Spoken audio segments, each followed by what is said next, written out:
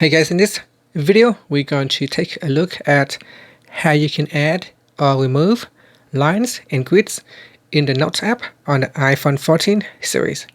First, let's go back to the home screen by swiping up at the bottom of the screen, and on the home screen or in the app library, open up Notes.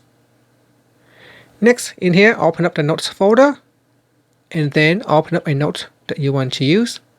Now, to remove the grid or the line, tap on the option button at the top corner. From the pop-up menu, tap on Lines and Grids.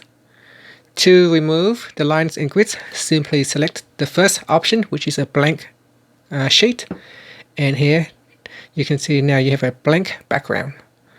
To add lines and grids to your note, tap on the More button. From the pop-up menu, tap on Lines and Grids. And from here, you can select a small lines, medium lines, or a larger lines. Now, lines and grids are only available in the drawing section or in the markup sections. Other sections will not have lines and grids.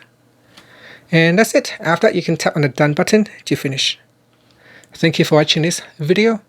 Please subscribe to my channel for more videos.